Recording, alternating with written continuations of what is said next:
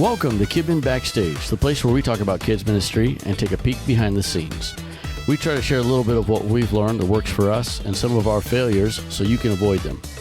We release a new episode every Friday, and this is your backstage pass to see the magic or disaster that happens behind the scenes of our kids ministry. I'm your host, Gabe Baker, and today I am joined by Brother Aaron Boggs. Hello. How's it going? Fantastic. So we're, in Northwest, we're in Washington, and today was so hot. Ridiculous. And everybody in California and down south is going to giggle at us, but it was a whopping 90 degrees today. Just about died. Yeah. Twice. So it doesn't very often get hotter than that. It does. It's the humidity. It's the humidity. And southern people are laughing, but it's humid up here too. Yeah, we got to make some kind of excuse. Yes.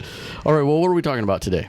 Professionalism with humility. Professionalism with humility. So I probably should have plugged this into ChatGPT and got a cool title or something, but that's a good one. So So the synopsis is just basically stepping into leadership is never just about a title.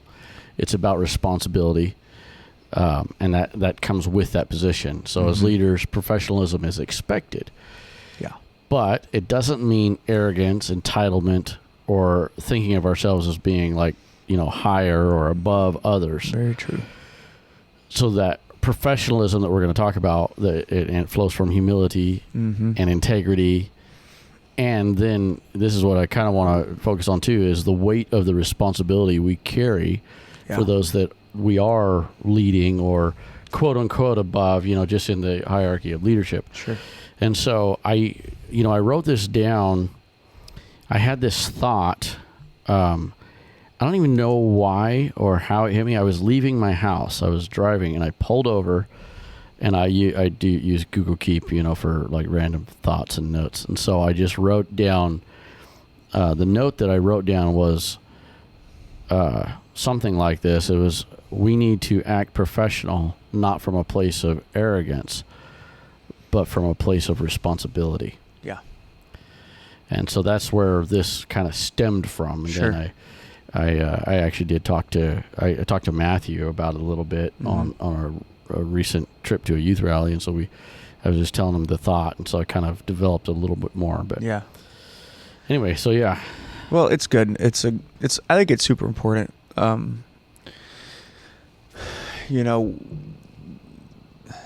Jesus was the ultimate example of a leader. Yes. And he was humble. The Bible says he was led. I know this has to do with his death, but it talks about him being led as a lamb before the slaughter. And I know there's a lot more into that, but sure. He was very, very humble, kind. Yeah. He was God in flesh, yes, but he was still a man. And he was a kids minister too. He was a kids minister. Suffer not the little children. So I think, right off the bat, I'm gonna sound kind of negative today, I think, and I don't mean to be. I don't mean to be. It's the weather. But and we've seen this in the job field, I'm sure, and then even unfortunately in church at times. But someone gets a position or a title, and they change. Yes, their personality changes. And not for the good most of the time, unfortunately. But their personality changes, and they become the opposite of what we want to be. Yeah, it's kind of that entitlement factor almost. Yeah.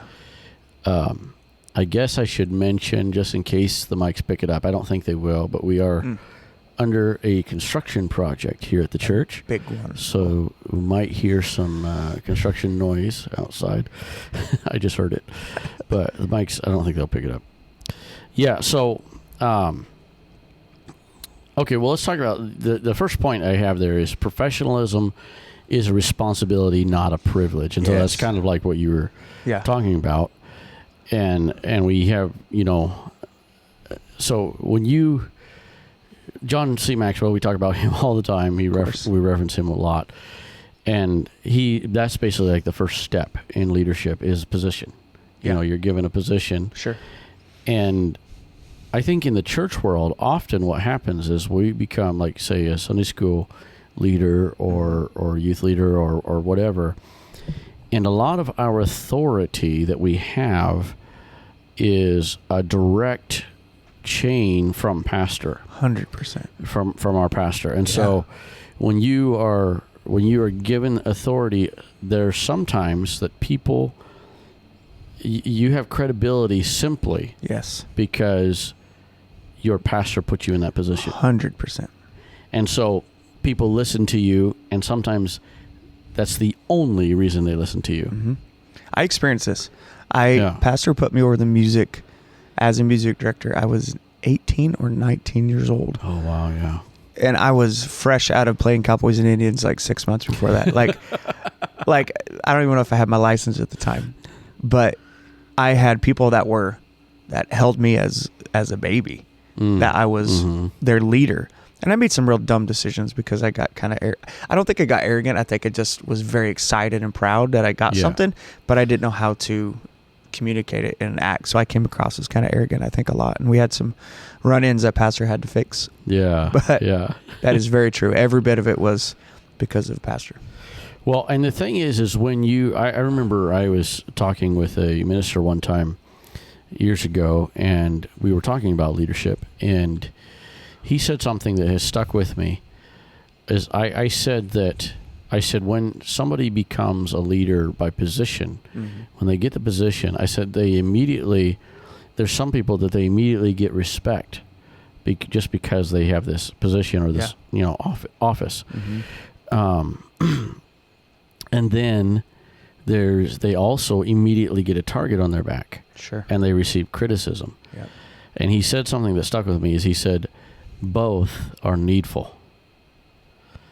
That's good. And I thought, wow, that's interesting. He said, both are needful. So when you get a position of leadership, you need to have some kind of credibility or some kind of authority. Sure. Or else what's the point in having the position? Right. But you also need to be held accountable. And so so when you first get into a position of leadership, I think that it's a balance of, you need to fulfill that role. In other words, don't be afraid to. Sure. One time we had a choir director that wanted to be friends with everybody so much that they couldn't lead anything.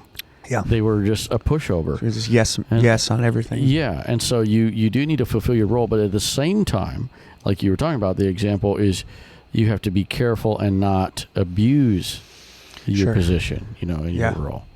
Absolutely. And so that kind of that first step is, leading by example is how you start to build your own credibility. You start out, you have your pastor's credibility, and then you have to build your own credibility. And this works even with, if you think of kids.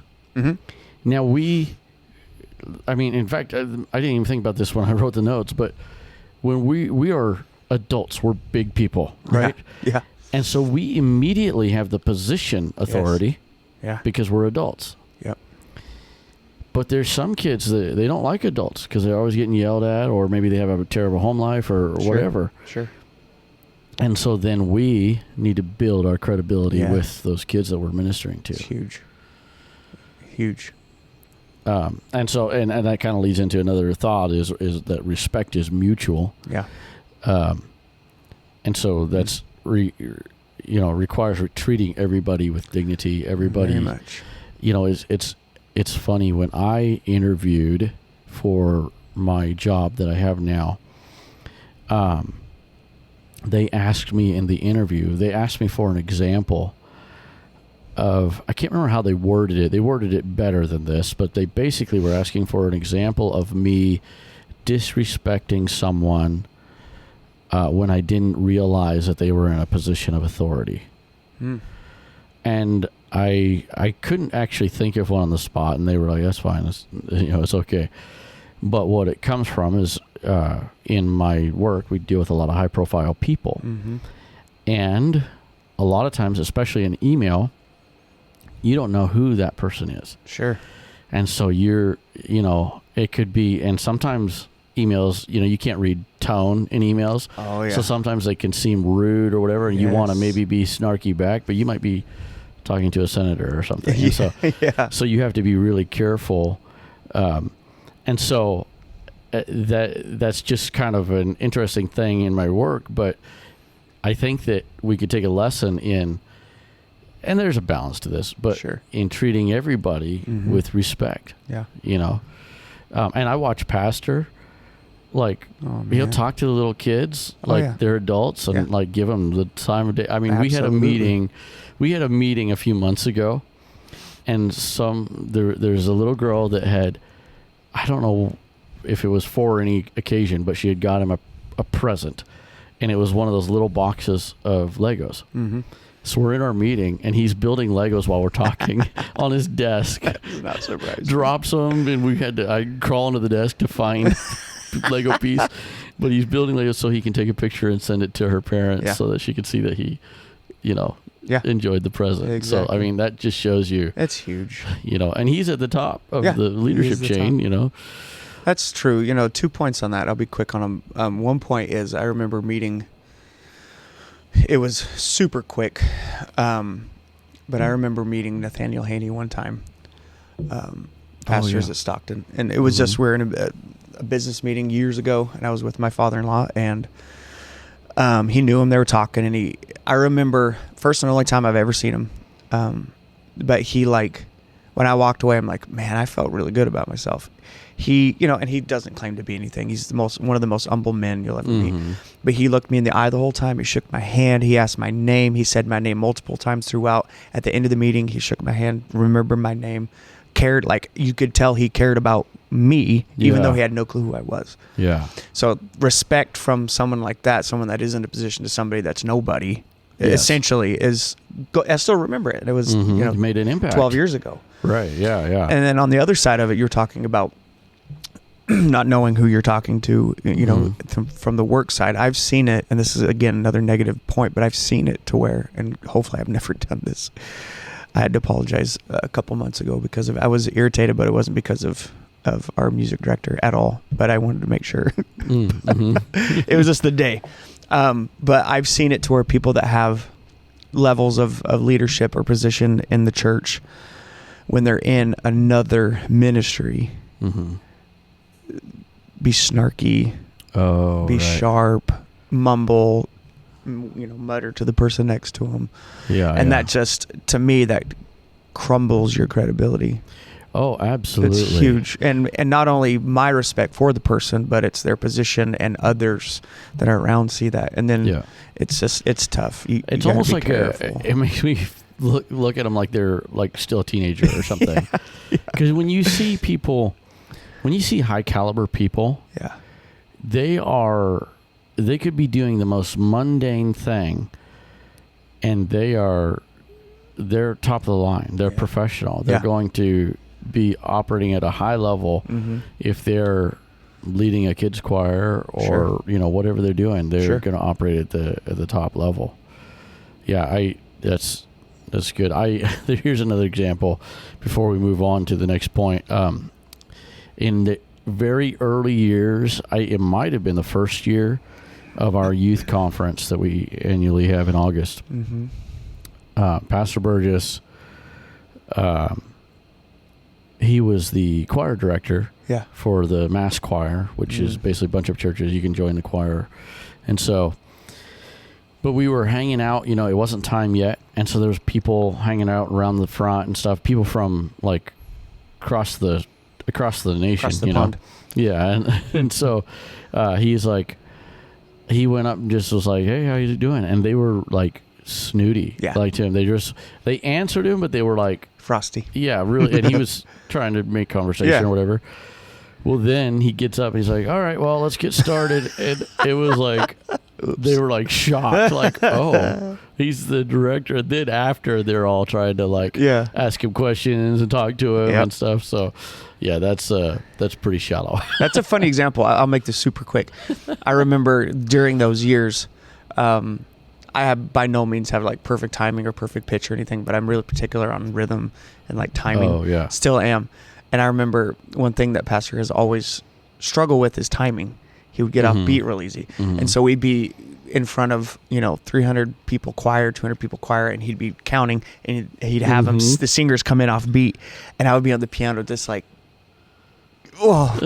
doing my best not to like try to correct them, but it would have been completely out of place to do so, right? Because of position and respect.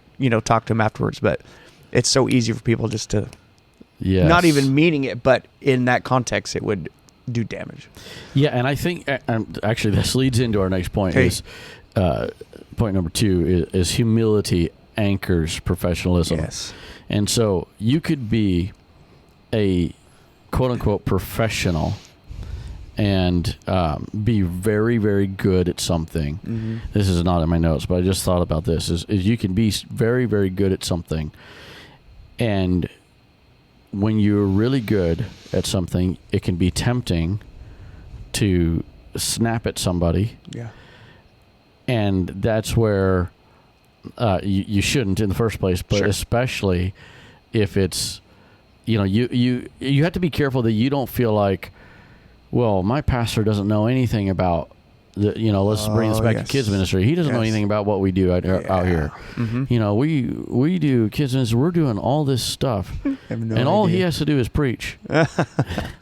We have to be careful that we don't get to the place, and I use that for an example, but I'm thinking of one specific, and I just don't want to indict anybody. Sure. And so it has nothing to do with kids ministry, but we have to be careful when we think we are so good, and maybe we are so good. Sure. When we are so good, we have to be careful that we don't disrespect, even I think in our thinking, disrespect our pastor. Because for this podcast, most people that listen to this podcast are, it's a church foundation podcast. And so no matter what, he's the lead. Absolutely.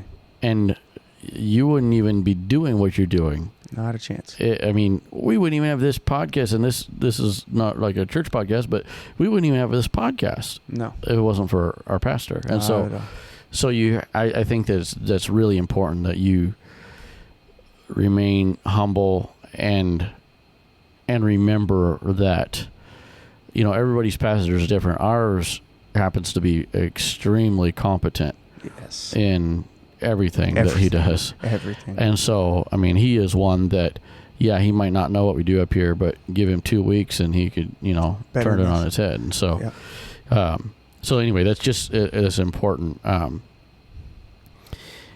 Now, so I guess the other part of this is shifting. I put shift from self to service, like that alliteration. Yes. ChatGPT. And so, no, that was me. Good. So I think that, and this kind of comes back to the position thing, but I think that sometimes we can look at the leadership and professionalism. Let's come back to that word for a second, professionalism, because we've been talking a lot about leadership, and I don't just mean this in the context of leadership, but when we are trying to act professional, I think that sometimes it's like, how do I look? Yes. Do we look cool? Do we look professional? Right. And really, it needs to be about how, the whole reason why you hire a professional, the whole reason you want a professional is for results that you're going to get. Right. And so what we really should be looking at is, are we doing the most efficient or effective path to the result that we should be giving? Yes. The people that we're leading, are they receiving what they should receive? Right. That's good. And in that too, I think that, especially how do I look, for myself, and I've mentioned this too before, as somebody that has most of my life, and not so much the last few years, but struggled with self-confidence so badly. So badly. I remember Brother Bo telling me, I was young, I don't even know if I was married. He's always went out of his way to thank me and when he's here, and to be kind. And so he came up to me at one point, I think I'd played or sang or something, and he said, hey, you did a really good job. And in my mind, I'm like, oh my Lord, swear the bow. I don't deserve this. I'm nothing. I'm dirt. And what came out of my mouth, looking back now, was so terrible. What came out of my mouth was, I try. And in my mind, I was trying to be humble. Right, and I was came across as a complete opposite. And boy, did I get a phone call about 20 minutes later. It was a good phone call. It was a training phone call. Teaching moment. Teaching moment, for sure. Yeah. But I think it's easy as sometimes people that are leaders that have struggled with self-confidence, they finally get a place and they automatically try to show, not from a place of rude, but they try to show that professionalism. Hey, I know what I'm doing. Yeah. And if they're not careful, it can come across as anti-humble, almost arrogant. Yeah. And they're not meaning to. Yeah. Yeah. And so, like, let me come back to this thought, like when I talked about my note. Mm-hmm. I think one of the things I thought of is there's people that I've experienced this actually more often lately, and probably just because of exposure, being around other people. Mm-hmm. But I told this example before. I'll just mention this again. But one time, this has been actually a few years ago, we had somebody come and asked where they had their kid and everything. They came to church, mm-hmm. and they asked where our check-in station was. Yeah. And we didn't have one. We don't have one still. Sure. I was just talking to somebody about that. We probably need to actually start that now. But we were, I guess, at the size and the way we presented ourselves, we were at the place where that person expected that we would have one. Right. And so that's also part of this about, being professional, not from arrogance, but from responsibility. Sure. Is feeling, and I don't know if I can articulate this well or not, but I think of somebody that is thrust into a position. Mm-hmm. Long time ago, there was this music clinic that we were at. Mm-hmm. And the person was, I don't even remember what the subject was, the topic was. It might have been vocals or something. Mm-hmm. But the person leading it was a woman. She kicked off her shoes. She was barefoot. She didn't even have any nylons or anything. Do you remember that? I remember this. And so we're in one of the rooms. Mm-hmm. Actually, it might have been the sanctuary. I don't know. But it was a breakout session. Mm-hmm. And it was just so casual, but that got me. Yeah. And I'm not like your brother. I don't have a problem with feet, but it was just it was so casual, and it was just not professional. Yeah, she kept sticking her pencil in her hair along with that. I mean, that's not the biggest deal, but it's just it's very casual. Yeah, and so I was in the position, like the example I said about the people looking for chicken. I was in the position of these people are it. Yes. They are the ones. There's some big names that came to that. Right, yeah. And I don't remember her name, but mm-hmm. It was some major people, and at least at that time, and that was just what? And then do you remember anything else she taught? No. I don't remember. Yeah, exactly. No. So that skewed everything. All credibility. Yeah. And so it's so I guess, going to my note, like I said, is I feel like being professional, not from the point of being arrogant, like, oh, look at us, we're so good. And that happens a lot in the music world, I think. Mm-hmm. Look at us, we're so good and awesome. Not at all from that point of view, but also not holding back on professionalism because we're so afraid of people pointing fingers at us. Yes, it's a balance. We gotta fulfill the role because we have a responsibility to. Mm-hmm. I think if you keep in mind when everything that you do, the Bible talks about whatever your hand finds to do it with might. That means do it well, do it with strength, do it with passion. And so if you keep that in mind and then realize everything that we do, especially when it comes to ministry, this is for Jesus. Yes. This is for him. I'm doing this for him. Mm-hmm. And if that's your overall thought, you should automatically sit up straighter. You know what I mean? There should be a level of that professionalism that comes with or being prepared. And well, and that, line of thinking, I'm not saying it can't happen, but that line of thinking will alleviate a lot of burnout. Absolutely. When you realize, when you're in kids ministry and you're just like, I'm sick of these kids. These dumb kids. Yeah. And I'm like, man, cleaning up every Sunday and whatever. And especially if you're a mobile Sunday school where you're setting up and taking down. Yes. You can feel like, what in the world, and you can get burnt out. But if you can change it, it's just a mindset shift. Yeah, but absolutely. if you can shift that thinking to, I'm doing this for God. This is actual kingdom work. Yes. This is a work, for God. Mm-hmm. Okay, so our third final point there is overcoming imposter syndrome. And so we've talked, I think we even had a podcast called that. But I think that's the quickest thing that can derail professionalism. And here's what I mean, is I think that, we talked a lot about humility, and I think that is really important. But I think that sometimes we can allow humility or the thought of it to hold us back. And when we have a position or opportunity in leadership or to be professional, we can finally imagine that you finally get over it and you're like, okay, I'm going to step out. Yeah. I'm going to do it.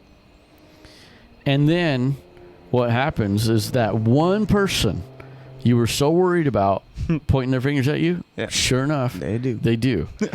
And then who do you think you are or whatever? Yeah. And you're like, oh, I'm nobody. I'm nobody. I knew that was going to happen. Yeah. And you shrink back into your shell and never to lead again. Exactly. And that's the other thing too. Is sometimes people have ultimatums like, well, I'm not going to do that again then. Yeah. And so instead of letting it push you back into your comfort zone, just take criticism. Yep. And use it as a growth tool. It's a teaching opportunity where you can grow. A lot of times those that are critical of everything else, and they don't do anything most of the time. Yes, I heard this thought, and I mentioned it recently. I was in a leadership meeting, and they were asking just for thoughts or whatever, and I said this: rarely will someone that is doing more than you criticize you. That is so true. So rarely will you be criticized by somebody that is doing more. And the flip side of that. Yep. Those that are doing less. And so that is good. Yeah, you see that a lot. People, businesses, churches. They get jealous. I should be doing that. And then the claws come out. Yeah. Yeah, it's easy. True. And I think it's also... I think subconsciously it's a justification. Yeah. So it's like, while they're over there doing something awesome, well, the reason I'm not like that is because look at them and critique, well, their church is so big. Well, that's probably because they don't preach holiness. We preach holiness, or whatever. Yeah, I mean, it's true. It's justification, excuses. It is. Well, it's like the people that say, the rabbit trail here, but people that say, oh, I don't need to get up there and worship. I'm living in sin, but they'll point it. Yeah. It automatically justifies them. I know I'm a sinner, but they. Yeah. It's like, really? Yeah, that's funny. Okay, so something else I wrote is confidence is built. It's not just granted. Yeah. And so the other thing about stepping into this, and this is kind of under that heading of imposter syndrome, because I do feel like that's what can stop us from getting started. Sure. And that's usually how we talk about it. But I also think that it can derail us when we do get started. We get started, we make that effort, and it can derail us because we're like, what was I thinking? What am I doing here? Right. And so, but the more that you're in the position, the more, it's like, when there's an emergency and you've had the emergency before, it's like, well, we've been here before. I know what to do. Right. And it's not that your heart doesn't still beat fast and all of that, or speaking, in front of people on the stage. It's not that you don't still get nervous, but it's like, it's not like the first time. Right. It's a competence level. Yeah. I mean, like, I remember some of the first times my throat got all dry, and it's like just handshake. Yeah, shaking. Some people mention no names. Your hands get sweaty. Yeah, yeah. They might have been on the podcast before. Yeah, but yeah, and so confidence is built over time in the position. Yeah, if you keep on forging ahead, keep on pushing forward. Yeah, to get there, to fulfill that leadership role. Right. And so I put in there, and this kind of fits with that, but is reframe the role. Instead of thinking, I don't deserve this position, remind yourself that instead of that, and this is again like kind of arrogance or even humility, I don't deserve this position. Instead think, okay, well, maybe I don't deserve it, but I have it. So this position deserves the best. Absolutely. It deserves the best I can give. Yeah. It reminds me of a story. I can't remember where. I probably wouldn't say if I could remember, but there was a large church, very established, household names were from there. And was that brother? Yeah. Yes, it was. Very much east of here. It was known this man was retiring. He's old. And there was all of a sudden leadership in the church began vying for a position. They began vying for, I'm going to take this church. I'm going to take this church.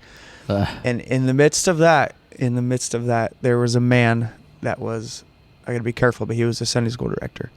And the man bussed kids in week after week, won families to church. He didn't really preach much. He might have led songs here and there. He was just not pulpit guy. And shocked the church when he retired and literally handed it to the Sunday school guy, and the church is still flourishing. Wow. And everyone else jaw hit the floor like, I preach in this pulpit all the time. I'm a leader.